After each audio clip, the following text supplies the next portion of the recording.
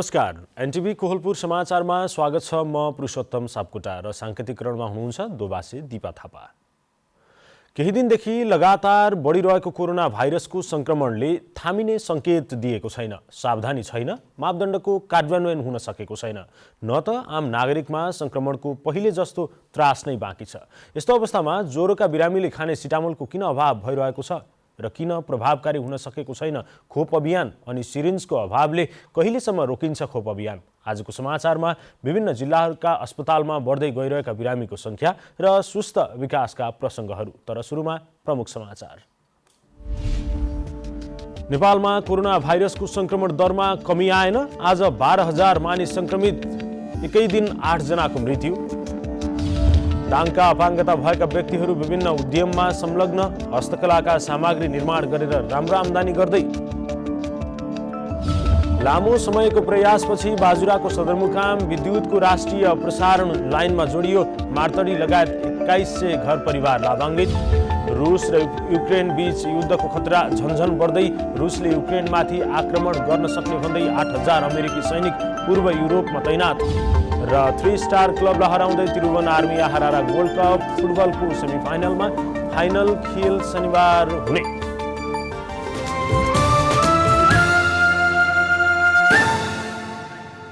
अब समाचार विस्तारमा। पछिल्लो 24 घण्टामा नेपालमा 12,800 जनामा कोरोना संक्रमण पुष्टि भएको छ। पीसीआर र एन्टिजेन गरी 25,809 जनाको नमुना परीक्षण गर्दा 46.34% अर्थात् 12,008 जनामा संक्रमण पुष्टि भएको स्वास्थ्य मन्त्रालयले जनाएको छ। यस्तै कोरोना संक्रमणका कारण थप 8 जनाको मृत्यु भएको छ। आज ज्यान गुमाएका सहित नेपालमा कोरोनाबाट ज्यान गुमाउनेको संख्या 11,667 पुगेको छ। 24 घण्टामा 3,040 जना संक्रमण मुक्त भएका छन्। अहिले नेपालमा 88,934 जना कोरोनाका सक्रिय संक्रमित रहेको मन्त्रालयले जनाएको छ। यसैबीच 24 घण्टामा 2,39,851 जनाले कोरोना विरुद्धको खोप लगाएका छन्। यो सहित अहिलेसम्म खोप लगाउनेको संख्या 2,96,64,607 जना पुगेको छ। यसमा 1,63,33,937 जनाले कम्तीमा एक मात्रा र 1,31,06,726 जनाले पूर्ण मात्रा खोप लगाएका मन्त्रालयले जनाएको छ।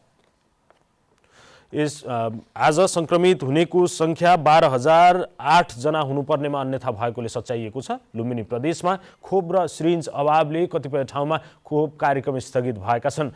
केही जिल्लामा उमेर समूह अनुसार खोप उपलब्ध भएका छैनन्, जसले गर्दा लक्षित समूह खोपबाट वञ्चित भइरहेका छन्। कपिलवस्तुमा आवश्यक खोप सकिएपछि 3 दिनदेखि खोप कार्यक्रम रोकिएको स्वास्थ्य कार्यालयका प्रमुख हेमराज पाण्डेले बताउनुभयो। माघ 16 देखि जिल्लामा 12 देखि 17 वर्षसम्मका बालबालिकालाई दोस्रो डोज लगाउने सूचना गरिएको थियो।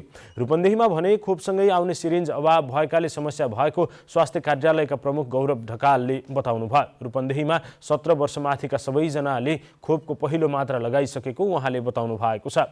दोस्रो मात्रा पूरा गर्ने भने सिरिन्ज अभाव भएको छ।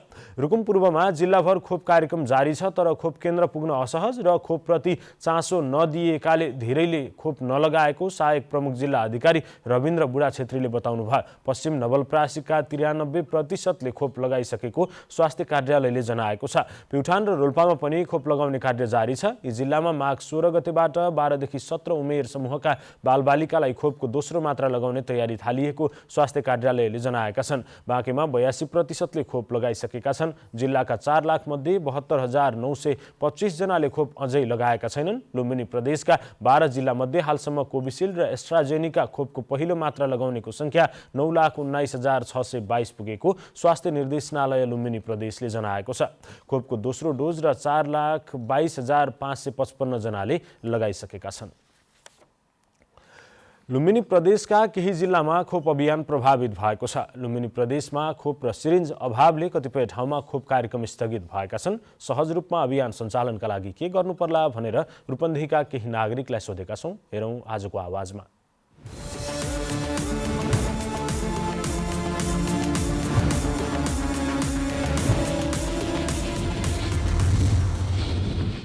सर्वसाधारण खोप लाउन त लाइनमा लागिरहेका छन्। त्यो लाइन लागेर मात्रै भएन, सुई चाहियो। सुई आयो भने तपाईँ खोप त सुईबाटै लाउने होला। सुई चाहिँ छिटोभन्दा छिटो सरकारले व्यवस्था गरोस् भन्ने मेरो चाहना हो। अनि सरकारले जुन भनिरहेको छ खोप नलगाइकन यताउता जस्तो ब्याङ्कमा सुविधा पाइँदैन, अहिले छिर्न पाइँदैन, सामाजिक कार्य समाजमा जान पाइँदैन भन्ने कुरा छ, खोप लगाएको कार्ड चाहिन्छ भने छ। मान्छे खोप लाउन त ठाउँमा पुग्यो, सुई नभएको कारणले खोप लाउन पाइरहेको छैन। यो चाहिँ एकदम गलत हो। सरकारले छिटोभन्दा छिटो सुईको व्यवस्था गरोस्। सर्वसुलभ तरिकाले जनतालाई भ्याक्सिन दिनका लागि सरकार तयार भएको त देखिन्छ। अर्को पक्ष के भने सुई हामीसँग पर्याप्त मात्रामा नहुँदा सर्वसाधारणले भ्याक्सिन लगाउन नपाएको अवस्था छ। यसतर्फ सम्बन्धित निकायको ध्यान जान जरुरी पनि छ र जाओस् भन्ने पनि हामी चाहन्छौँ। खोप त आइरहेको छ, प्रशस्त छ भन्ने कुरा आयो, तर सिरिन्जको अभावले खोप लाउन चाहिँ पाइएन भन्ने अवस्था चाहिँ हुँदैन। यसो चाहिँ राज्यले सकेसम्म चाहिँ छिटो व्यवस्था गर्नु चाहिँ एकदमै जरुरी छ, एकदमै आवश्यक छ। खोप चाहिँ हामीसँग हुँदाहुँदै पनि निडिलको समस्या, यता सिटामोलका समस्या आदि इत्यादि बजारमा समस्याहरू आए। यो समस्याहरू झिनामिना समस्या के कारणले आए, कसको कारणले आए, यो चाहिँ छिटोभन्दा छिटो खोजमूलक काममा सम्बन्धित निकाय लाग्नुपर्ने जरुरी छ। यो साना कुरा, एउटा निडिलको चाहिँ समस्याले मान्छे चाहिँ के अरे अकालमा मृत्यु हुने अवस्था राज्यले किन गर्यो, त्यसको सम्बन्धित निकायले छिटोभन्दा छिटो यसो खोज गर्नु, यसो चाहिँ परिपूर्ति गर्नु जरुरी छ। खोप अभाव हुन, जनतालाई अभाव हुन दिनु भएन।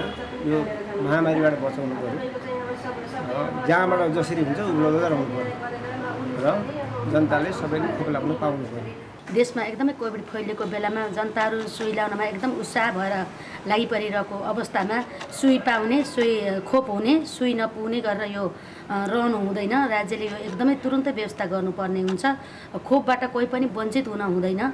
खोप लगाएको व्यक्तिहरू कोभिड-19बाट लगभग सुरक्षित भएको अवस्था छ। त्यसो गर्दाखेरि जनताले चाहेको बेलामा सुई लाउन पाउनुपर्छ। राज्यले जति सक्यो यसलाई पहल गरेर सुईको व्यवस्था गर्नुपर्छ। निरन्तरता दिइरहेर कुनै पनि सुई अभाव हुन दिनु हुँदैन।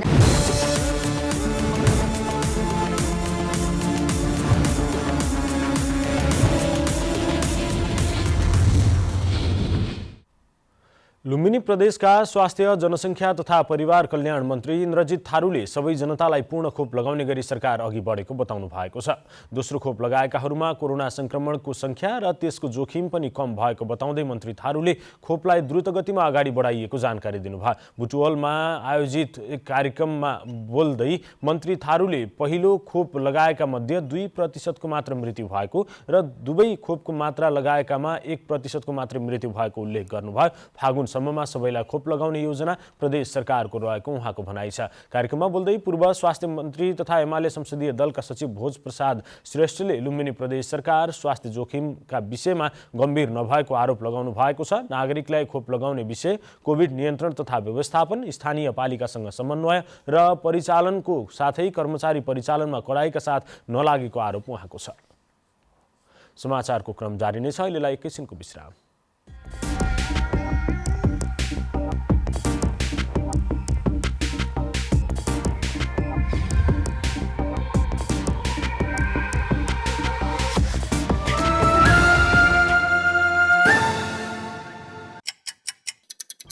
हर घड़ी, हर प्रहर, प्रत्येक गाउँ, प्रत्येक शहर, के निकट, के विकट, हरेक स्थितिमा, हरेक परिस्थितिमा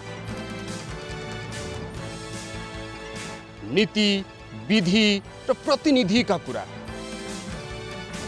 प्रकृति, संस्कृति र प्रविधिका कुरा, हाम्रो समाचार, तथ्य, सूचना, निष्पक्ष विचार, हाम्रो अभिभारा, तपाईको सूचनाको अधिकार।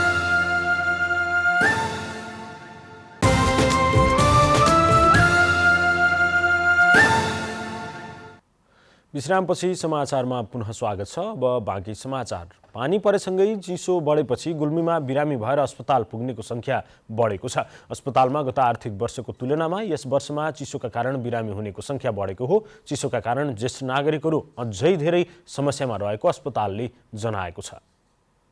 केही दिन यता पानी परेसँगै पारिलो घाम पनि नलागेका कारण चिसो बढेपछि गुल्मी अस्पतालमा बिरामीको संख्या बढ्दै गएको छ। अस्पतालमा दिनहुँ 200 भन्दा बढी बिरामी सेवा लिनका लागि अस्पताल आउने गरेको गुल्मी अस्पतालका मेडिकल सुपरिन्टेन्डेन्ट डाक्टर उत्तम पच्याले बताउनुभयो। अघिल्लो वर्ष यसै समयमा दैनिक 100 जनासम्म बिरामीहरू अस्पताल आउने गरेका थिए। पछिल्लो समय चिसो बढेसँगै धेरै वृद्धहरूलाई चिसोबाट लाग्ने रोगले ग्रसित गरेको अस्पतालले जनाएको छ। चिसोबाट मधुमेह, हृदयघात, जोर्नी दुख्ने, छाला चिलाउने बिरामी भएर अस्पताल आउने गरेका हुन्। चिसो वातावरणका कारण शरीरमा हत्ते तातो घट्ने र चिसो महसुस हुने हुँदा शरीरलाई चिसोको समयमा ख्याल गर्न मेडिकल सुपरिन्टेन्डेन्ट डाक्टर उत्तम पच्याले आग्रह गर्नुभयो। चिसोको कारणले चाहिँ रोगहरू जुन हुन्छन्, जस्तो मुटुका रोगहरूले समस्या पार्छ, हार्ट एट्याक हुनसक्छ होइन, अब छालाको रोगहरू हुनसक्छ, रगत बग्ने कुराहरू भयो, कोल्ड एलर्जीको कुराहरू भयो होइन, यिनीहरू हुने गर्छन्। अब दममा समस्या पार्ने होइन, यिनीहरूलाई चाहिँ चिसोबाट बस्न त अब चिसोबाटै बस्नु पऱ्यो। चिसो बस्नको लागि के गर्ने, न्यानोमा बस्नु पऱ्यो, लुगाहरू तातो लुगाहरू लाउनु पऱ्यो, फुल स्लिभ लुगाहरू लाउनु पऱ्यो होइन, कहीँ हिँड्नु पऱ्यो भने ज्याकेट अथवा ओभरकोट लगाएर हिँड्नु पऱ्यो होइन। वातावरणमा आएको परिवर्तनलाई विभिन्न रोगले पनि सङ्केत गरेको पाइन्छ। ख्याल नपुर्याउँदा धेरै मानिसहरू चिसोको शिकार हुने गरेका छन्। कोरोना भाइरसको संक्रमण पछिल्लो समय बढेको हुँदा धेरैलाई रुगाखोकी तथा चिसोका कारण देखिने स्वास्थ्य समस्या पनि बढेको छ। कोरोना भाइरसका लक्षणसँग मिल्दोजुल्दो स्वास्थ्य समस्या चिसो बढेसँगै बढ्ने हुँदा थप सतर्कता हुन आवश्यक देखिन्छ। अनिल खत्री, नेपाल टेलिभिजन, लुम्बिनी प्रदेश, गुल्मी। कैलालीको सेती प्रादेशिक अस्पतालमा पनि मौसमी बिरामीको संख्या बढेको छ। सामान्य अवस्थामा भन्दा 2 साता यता विभिन्न लक्षणसहित उपचारका लागि जाने बिरामीको संख्या बढेको बताइएको छ। कैलालीको सेती प्रादेशिक अस्पतालमा मौसमी रुगाखोकीका बिरामीको संख्या बढ्दो क्रममा छ। 2 साता यता अस्पतालमा विभिन्न लक्षण सहित आउने बिरामीको संख्या बढिरहेको हो। तर चिकित्सकहरूले भने यो बेला मौसमी रुगाखोकी भनेर उपचारका लागि आउने कतिपयमा कोरोनाको संक्रमण पनि देखिरहेको बताउनु भएको छ। 3 हप्ता अगाडिसम्म 1-2 जना फाटाफुट्टा त्यस्तो हुनुहुन्थ्यो भने गत 2 हप्तादेखि चाहिँ अब बिरामीको चाप अलि बढेको छ र ल्याबमा पोजिटिभ आउने संख्या चाहिँ धेरै नै छ। त्यसको तुलनामा भर्ना हुने बिरामी चाहिँ अलिक कमै छ। अहिले 10-12 जना चाहिँ भर्ना भएर बस्नु भएको छ र आइसियुमा 3 जना हुनुहुन्छ। रुगाखोकीको साथसाथै यो भाइरल इन्फेक्सनको कारणले गर्दाखेरि पेट दुख्ने र डायरिया हुने, डायरिया भोमिटिङको केसहरू पनि अलिकति बढेको छ। यो कोरोना हो कि सामान्य रुगाखोकी भनेर सर्वसाधारण व्यक्तिले पत्ता लगाउन नसक्ने भएकोले सामान्य रुगाखोकीको भन्दा थप केही लक्षण देखिए कोरोना जाँच गराउन अस्पताल जानुपर्ने सुझाव चिकित्सकको रहेको छ। अब यो कोरोना भाइरसको चाहिँ अलि स्पेसिफिक के हुन्छ भने अलि जिउ बढी दुख्ने, थकाइ लाग्ने, अनि चिसो पसिना हुने, सास फेर्न गाह्रो हुने, यो चाहिँ अलि बढी मात्रामा हुन्छ। र सामान्य रुगाखोकीमा चाहिँ अब हामी सबैलाई थाहा छ, घाँटी अलिकति जाम भएको जस्तो पनि खोकी लाग्ने, आँचो आउने, नाकबाट सिगान बग्ने, यिनीहरू नै हुन्छ। कोभिड र नन कोभिड भनेर छुट्याउन चाहिँ गाह्रो हुन्छ, चिकित्सकलाई पनि गाह्रो हुन्छ। तर यस्तो लक्षणहरू देखा पर्ने बित्तिकै चिकित्सकको सल्लाह र टेस्ट गर्नलाई चाहिँ अनुरोध गर्छु। अस्पतालमा सामान्य रुगाखोकीसँगै कोरोनाका संक्रमितको संख्या बढ्दै गइरहेको छ।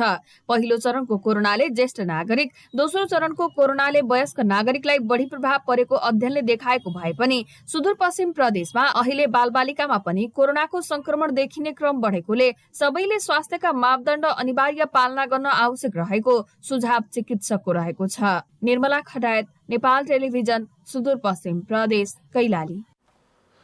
दाङमा अपाङ्गता भएका व्यक्ति उद्यममा संलग्न छन्। हिडडुल गर्न समस्या हुने र बसेर काम गर्न सक्ने अपाङ्गता भएका व्यक्तिहरूले हस्तकलाका सामग्री तयार पारेर बिक्री गर्दै आएका छन्, जसले गर्दा उनीहरूको जीवनयापनमा सहयोग पुग्न थालेको छ। 8 वर्षको उमेरमा लालमती कुमालको मेरुदण्डमा समस्या देखियो। सानै उमेरमा घाँस दाउरा गर्ने काम गर्नु परेपछि उहाँको कम्मर मुनिको भाग नचल्ने भयो। त्यसपछि अपाङ्गताको जीवन बिताउनु पर्दा थुप्रै समस्या भोग्नु पर्यो। न हातमा सिप थियो, न कसैले राम्रोसँग हेरविचार गर्थ्यो। दुःखदायी जीवन बिताउन बाध्य हुनुभएकी लालमतीले हस्तकलाको सामग्री बनाउने सिप सिक्नुभयो। अहिले बाँस र बेतबाट मुढा, र्याक, फुलदानी लगायतका सामग्री तयार पार्दै आउनु भएको छ।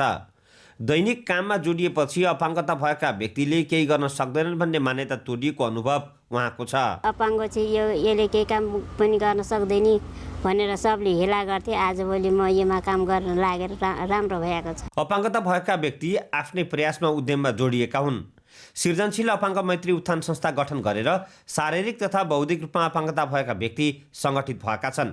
यसरी सङ्गठित भएकाहरूले आफ्नै सङ्घ साथीहरूलाई उद्यमसँग जोड्न थालेपछि अपाङ्गता भएका व्यक्तिको दिनचर्या फेरिएको सृजनशील अपाङ्ग मैत्री उत्थान संस्था लमी नगरपालिका वडा नम्बर 3 का अध्यक्ष दयाराम चौधरीले बताउनुभयो। कसको खुट्टा छैन, कसको एकै हात छ, त्यही पनि हामीले आँटेछौँ, आँटेर काम गरिराखेछौँ। हामीले हिम्मत हारेका छैनौँ। त्यो पनि 13 जना अपाङ्गता भएका व्यक्तिले दैनिकी रोजगारी गर्दै आएका छन्।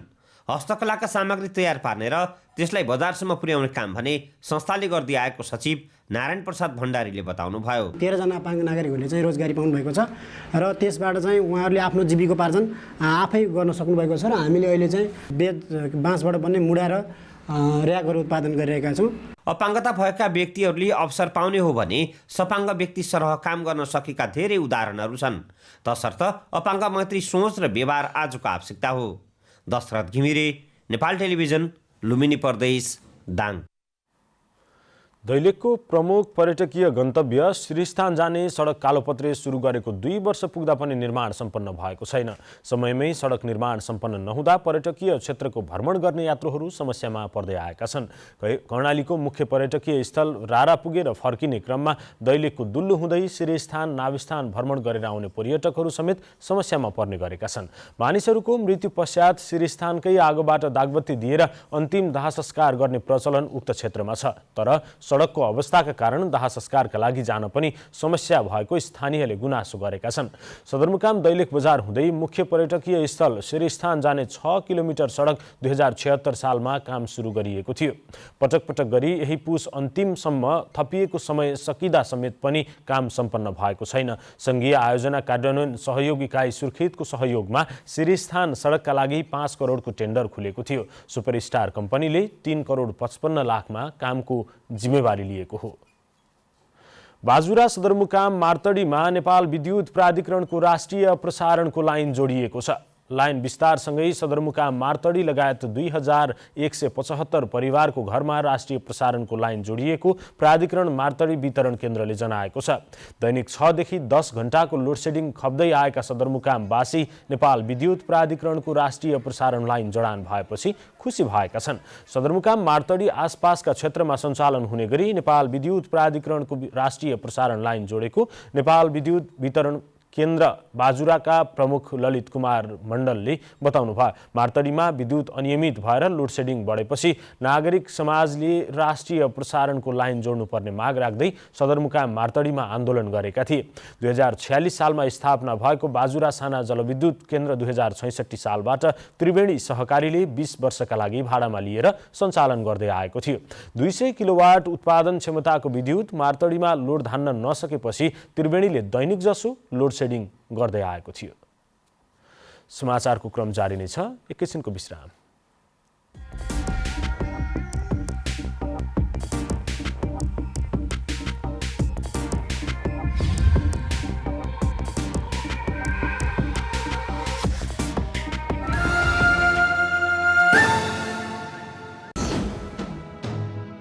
समावेशी आवाज, समावेशी चरित्र, बेग्लै अस्तित्व, पहिचान सर्वत्र। दृश्यहरूको भिडमा तपाईकै दृश्य, कला, संस्कृति र प्रकृतिको शब्दचित्र। अनुहारहरूको भिडमा तपाईकै अनुहार, अनेक नेपालीको एक अनुहार। एनटिभी कोहलपुर।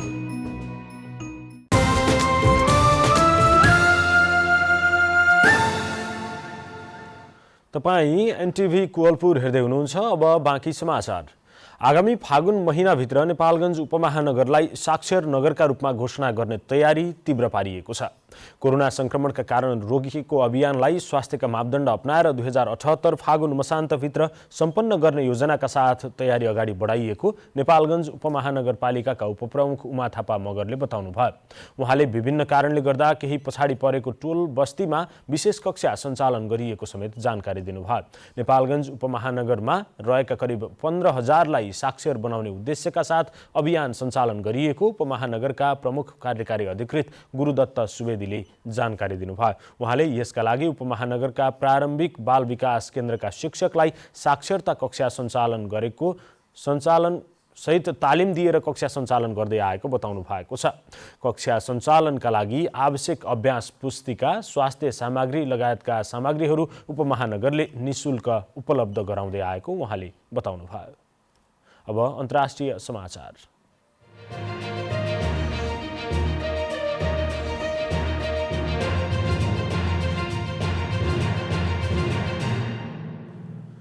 रूस र युक्रेन बीच युद्धको खतरा बढिरहँदा अमेरिकाले भने 8,000 भन्दा बढी सैनिकलाई पूर्वी युरोपमा तैनात गर्न तयारी अवस्थामा राखेको बताइएको छ। अमेरिकाको पेन्टागन स्थित रक्षा विभागले 8,500 सैनिकलाई अलर्ट राखेको हो। रुसका सेनाले युक्रेनलाई घेरामा राखेको र जुनसुकै बेला आक्रमण गर्न सक्ने भएकाले 8,500 अमेरिकी सेनालाई छोटो सूचनामा जहाँ पनि जान सक्ने गरी उच्च सतर्क अवस्थामा राखेको अमेरिकाको राष्ट्रपति भवन पेन्टागनका प्रवक्ता जोन कार्बीले बताउनु भएको छ।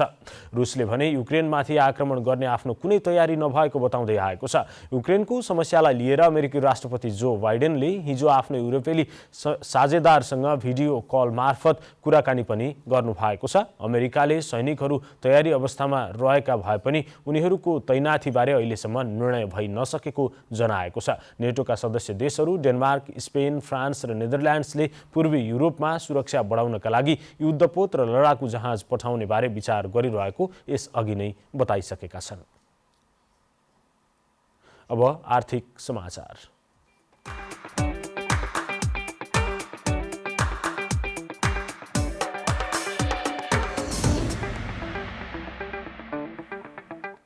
साताको तेस्रो दिन आज शेयर बजार घटेर बन्द भएको छ। आज शेयर कारोबार मापक नेप्से परिसूचकसँगै कारोबार रकम समेत घटेको छ। नेप्से परिसूचक 5.92 अङ्कले घटेर 2814.74 अङ्कमा झरेको छ। यसअघि सोमबार पनि नेप्से परिसूचक 100 अङ्कले घटेको थियो। उता शेयर कारोबार रकम पनि सोमबारको तुलनामा आज 3 अर्ब भन्दा धेरैले घटेको छ। 97,84,651 किता शेयर किनबेच हुँदा कारोबार रकम 5 अर्ब 39,56,72,627 रुपियाँमा रोकिएको छ।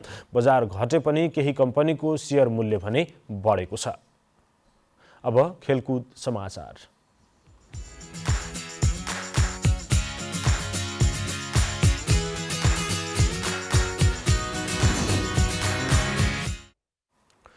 थ्री स्टार क्लबलाई हराउँदै त्रिभुवन आर्मी क्लब आहारा गोल्ड कप फुटबलको सेमिफाइनलमा पुगेको छ। पोखरा रङ्गशालामा आज भएको खेलमा थ्री स्टार क्लबलाई 1-0 गोलले हराउँदै आर्मी अन्तिम 4मा पुगेको हो। आर्मीका लागि खेलको 70औं मिनेटमा राजीव गुरुङले गोल गर्नुभयो। अब आर्मीले फाइनल प्रवेशका लागि पर्सि बिहिबार मनाङ मर्स्याङ्दी क्लबसँग खेल्नेछ। पहिलो सेमिफाइनल भने भोलि मछिन्द्र फुटबल क्लब र एपीएफ क्लब बीच हुनेछ। फाइनल खेल शनिबार हुनेछ। प्रतियोगितामा कुल 10 टोलीको सहभागिता रहेको छ। विजेताले 10 लाख 1,000 र उपविजेताले 5,01,000 रुपियाँ प्राप्त गर्नेछन्। यसैबीच भोलिदेखि हुने सेमिफाइनल खेलमा स्थानीय प्रशासनले लागू गरेको सम्पूर्ण स्वास्थ्य मापदण्ड अपनाउँदै दर्शकलाई समेत अनुमति दिइने जनाइएको छ। अब मौसम।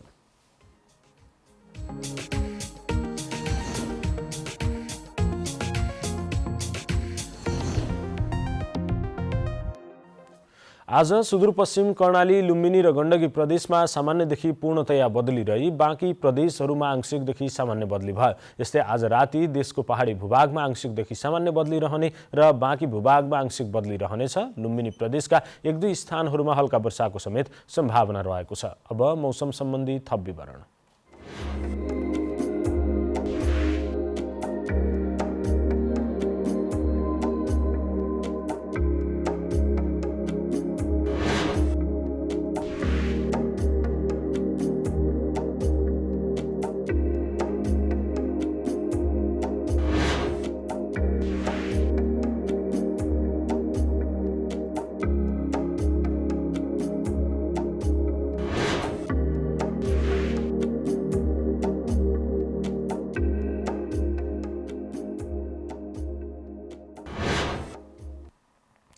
समाचारको अन्त्यमा प्रमुख समाचार पुनः एकपटक।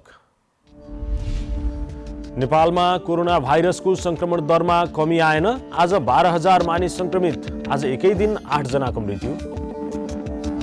दाङका अपाङ्गता भएका व्यक्तिहरू विभिन्न उद्यममा संलग्न। हस्तकलाका सामग्रीहरू निर्माण गरेर राम्रो आम्दानी गर्दै। लामो समयको प्रयासपछि बाजुराको सदरमुकाम विद्युतको राष्ट्रिय प्रसारणको लाइनमा जोडियो। मार्तडी लगायत 2100 घर परिवार लाभान्वित। रुस र युक्रेन बीच युद्धको खतरा झन्झन बढ्दै। रुसले युक्रेनमाथि आक्रमण गर्न सक्ने भन्दै 8,000 अमेरिकी सैनिक पूर्वी युरोपमा तैनात। र 3 स्टार क्लबलाई हराउँदै तिरुवन आर्मी हारारा गोल्ड कप फुटबलको सेमिफाइनलमा। फाइनल खेल शनिबार हुने।